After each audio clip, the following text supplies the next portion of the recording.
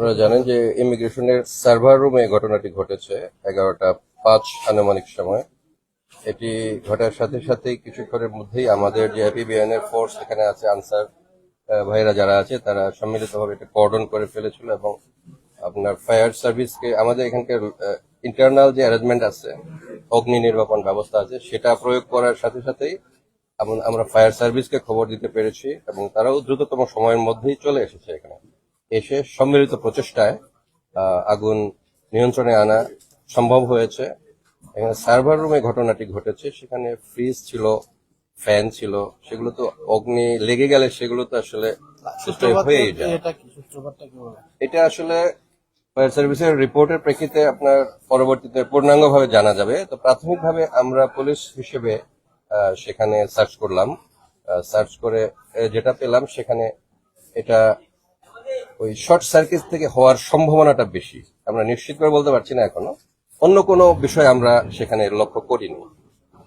আচ্ছা, একটা বিষয় আমরা যেমনটি আপনি বলছিলেন যে ফ্রিজ আছে এবং সার্ভার রুমে যা যা থাকে আর কি, কি পরিমাণ এসি আছে, ফ্রিজ ছিল, এসি ছিল, ফ্যান ছিল, কম্পিউটার ছিল। ক্ষয়ক্ষতি হতে পারে এটা আসলে পরবর্তীতে নিরূপণ করা যাবে, এই মুহূর্তে তো বলা যাবে না। আসলে এগুলো তো পুড়েই গিয়েছে, আগুন লাগলে যেটা হয় পুড়েই গিয়েছে।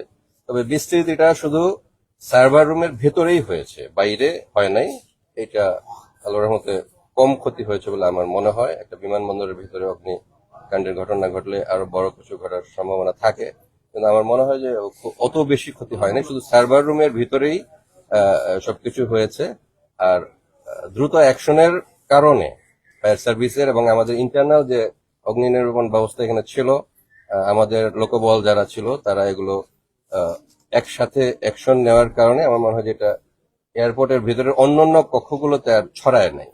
সেখানে আছে, সেখানে কিছু কাঁচ ভাঙা আছে। আসলে অগ্নি নির্বাপন করতে গেলে তো দ্রুত গতিতে আপনার ফায়ার সার্ভিসের ভাইয়েরা যারা আছেন, কর্মকর্তারা যারা আছেন, সদস্য যারা আছেন, তারা তো পানি একটু দ্রুত ফোর্সের অ্যাপ্লাই করে ওখানে আসলে দিতে হয়। সেই কারণে কাজগুলো ভেঙে গেছে বলে আমাদের কাছে প্রাথমিকভাবে মনে হয়েছে। আচ্ছা, ফায়ার সার্ভিসের কয়টা ইউনিট কাজ করেছে এবং কত সময় লেগেছে? এটা 2টা ইউনিট কাজ করেছে। আমাদের ইন্টারনাল যে অ্যারেঞ্জমেন্ট অগ্নি নির্বাপনের এই এখানকার, সেখানে তারা তো ছিলই। ঠিক আছে, আপনার পরিচয়টা? আমি এডিশনাল ডিআইজি, এপিবিএন এর সিও, সিলেট এপিবিএন। তো এই আপনারা জানেন যে এই এয়ারপোর্টের সিকিউরিটির পুলিশ হিসেবে আমাদের দায়িত্ব, এপিবিএন এর দায়িত্ব, সেই হিসেবে আমরা এখানে দায়িত্বপ্রাপ্ত। ঠিক আছে, হতে পারে নাই। আমরা গ্লাস ভেঙে অ্যাকশনে গেছি। আমাদের ইন্টারনাল ফায়ার সার্ভিস, আমাদের যে ফায়ার অ্যারেঞ্জমেন্ট আছে, ফায়ার ফাইটিং অ্যারেঞ্জমেন্ট, সেটা দিয়ে আমাদের ফায়ার এক্সটিংগুইশার ইউজ করেছি, আমাদের ফায়ার হাইড্রেন্টের পানি ইউজ করেছি। এগুলো করে আমরা মোটামুটি নিয়ন্ত্রণে নিয়ে এসেছি। পরে ধোয়ার কারণে ফার্দার অ্যাক্টিভিটি আরো একটু ডিলে হয়েছে। আর তাছাড়া আপনি যেটা বললেন যে ইমিগ্রেশন অ্যাক্টিভিটি, আমি কথা বলেছি এসএস ইমিগ্রেশন ঢাকার সাথে, এসএস ইমিগ্রেশনের অ্যাডমিন এসএস শাহিন সাহেব, ওনার সাথে কথা বলেছি। উনি আমাকে আশ্বস্ত করেছেন যে আমাদের ইন্টারন্যাশনাল ফ্লাইট অপারেশনে কোনো সমস্যা হবে না। ওনারা ঢাকার সাপোর্ট নিয়ে তার ইন্টারনাল একটা মানে ম্যানুয়ালি তারা অল্টারনেট ব্যবস্থা করবেন।